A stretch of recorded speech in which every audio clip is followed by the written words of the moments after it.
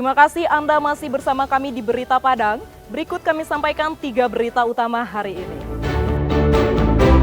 Semen Padang FC, klub sepak bola kebanggaan Urang Awa, bertekad mencuri poin saat laga tandang di Surabaya malam ini. Warga Nagari Koto Tinggi, Kuranji Hilir, gotong royong memperbaiki jembatan Kalampayan yang rusak. Nelayan membakar kapal patroli, hingga Polda Sumbar sita sabu-sabu terbesar sepanjang sejarah Polda Sumatera Barat berdiri. Kami sampaikan dalam Padang Sepekan.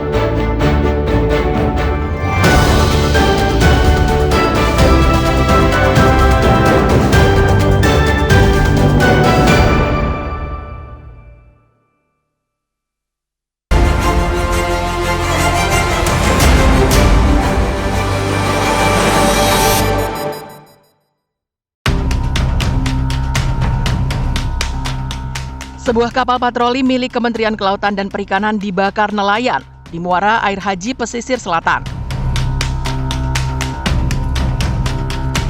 Peristiwa itu terjadi saat kapal patroli melakukan operasi penegakan hukum terhadap nelayan yang diduga menggunakan alat tangkap pukat harimau yang dilarang digunakan.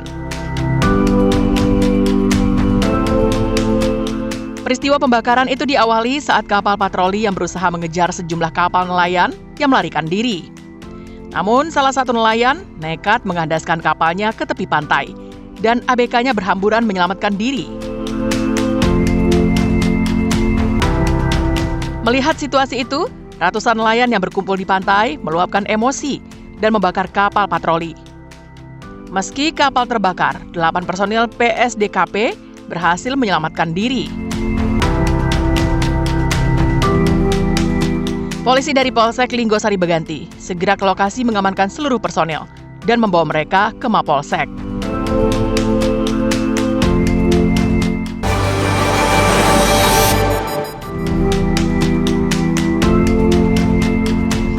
Sebuah tambang emas ilegal yang beroperasi di Kampung Kubang Nanrao, Kabupaten Solo meresahkan warga setempat. Pasalnya, aktivitas tanpa izin itu akan merusak lingkungan dan berdampak pada area persawahan mereka. Warga pun melaporkan hal itu ke Polres Solo Arusuka. Bersama warga, polisi kemudian memusnahkan tambang emas ini dengan cara dibakar. Hal itu dilakukan karena jika dirazia pada siang hari, maka para pekerja kabur ke hutan, sedangkan pemilik tambang atau pemodalnya justru tak berada di lokasi.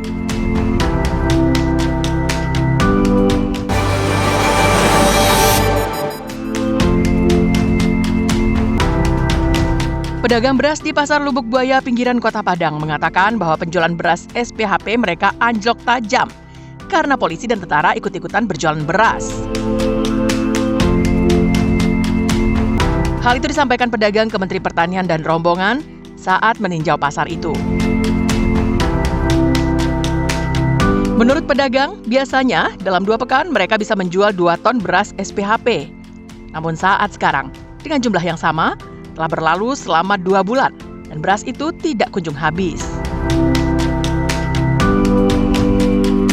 Selain itu, pedagang juga membeli beras yang lebih mahal dibanding polisi dan tentara, yakni Rp65.000 per 5 kilogram. Sedangkan tentara dan polisi justru menjualnya dengan harga Rp62.000 per 5 kilogram. Informasi dari pedagang itu mengagetkan Menteri Pertanian karena tidak mengetahui kondisi yang terjadi di Padang.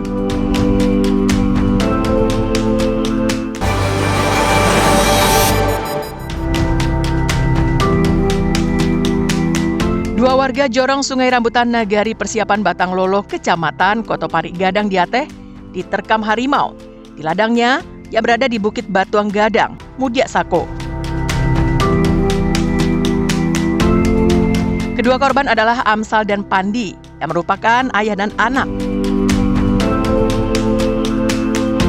Kondisi paling parah dialami sang ayah Amsal, dengan kondisi kaki kanan luka parah.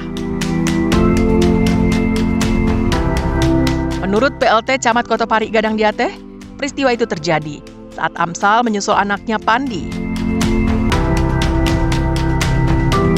Hal itu dilakukan karena sang anak belum kembali ke rumah sejak Selasa pagi. Namun saat sampai di Bukit Batuang, harimau mengejar mereka hingga terguling ke tanah. Peristiwa itu dilaporkan ke warga lain. Mendapat laporan itu, warga menyusul bersama-sama dan mengevakuasi kedua korban untuk dibawa ke RSUD Solok Selatan.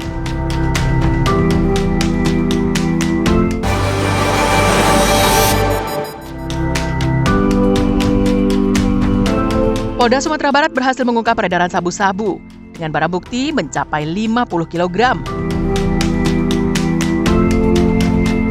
Selain mengamankan barang bukti, anggota Ditres Narkoba Polda Sumbar juga berhasil menangkap tersangkanya Ari Asman di salah satu daerah di pusat kota Padang.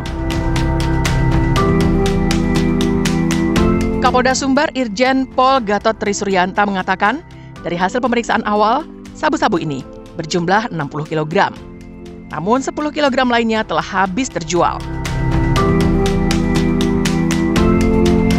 Penangkapan narkotika dengan jumlah barang bukti hampir setengah kuintal ini merupakan tangkapan terbesar sepanjang sejarah Polda Sumatera Barat berdiri.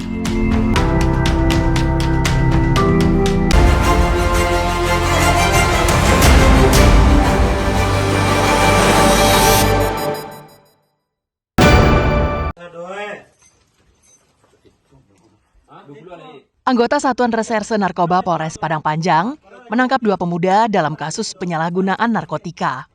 Mereka adalah Ju Fernando dan Hari Ramadhani yang ditangkap di sebuah rumah di Kelurahan Balai-Balai, Kecamatan Padang Panjang Barat. Dari hasil penggeledahan, petugas menyita 37 paket kecil sabu-sabu yang disimpan di bawah sofa ruang tamu.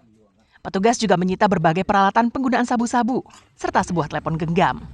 Dari pengakuannya, barang haram itu diperoleh dari seorang bandar yang saat ini tengah menjalani hukuman di lembaga pemasyarakatan. Modus operandinya, tersangka menghubungi bandar.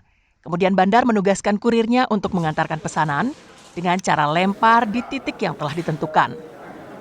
Personil Satgas Narkoba menemukan saudara Ju Fernando di sebuah rumah, yaitu milik saudaranya Hari Ramadhani bin Suparman, panggilan Ari. Ditemukan 37 paket narkotika jenis sabu. Modusnya dia komunikasi dengan AP, kemudian sistem lempar.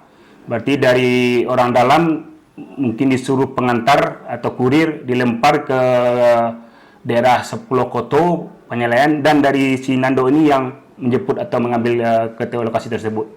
Saat ini kedua tersangka masih menjalani pemeriksaan di Polres Padang Panjang untuk proses hukum lebih lanjut. Atas perbuatannya, polisi menjerat pelaku dengan pasal 114 ayat 1 dan pasal 112 ayat 1 Undang-Undang Nomor 35 Tahun 2009 tentang narkotika dengan ancaman hukuman maksimal 12 tahun penjara. Sri Louis melaporkan dari Padang Panjang.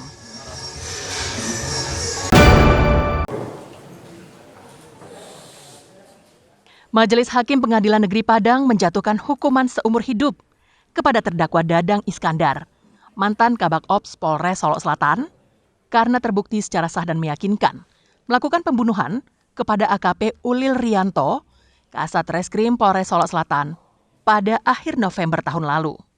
Ketua Hakim Adityo Danur Utomo menilai tindakan Dadang Iskandar tidak hanya merenggut nyawa rekan seprofesi, tapi juga melukai institusi kepolisian.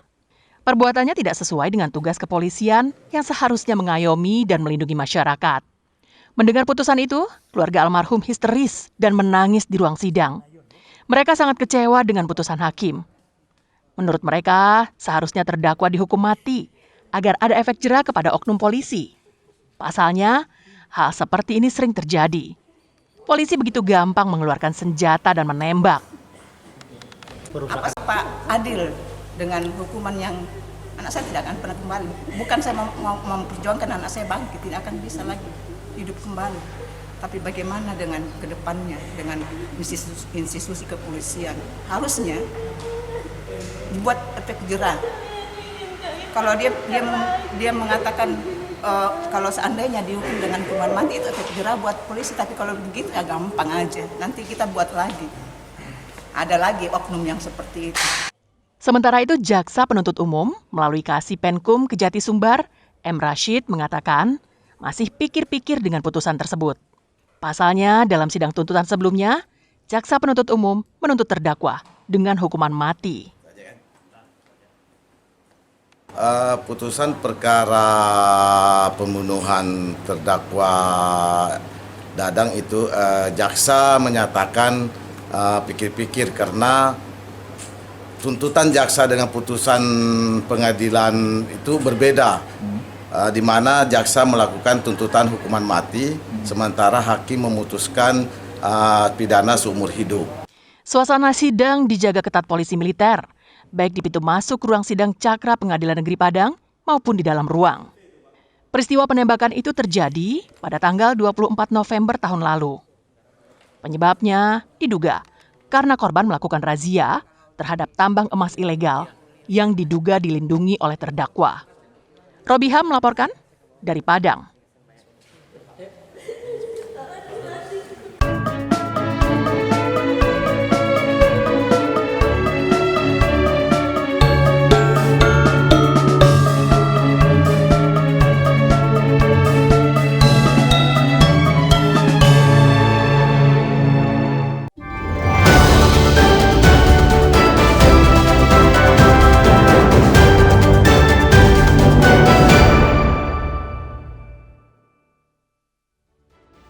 Baik Dunsana dimanapun Barado, sampai di siko dulu pertemuan awak untuk hari Kodunsana. Saya Putri Febrina Marlini bersama dengan tim redaksi yang bertugas mohon pamit undur diri.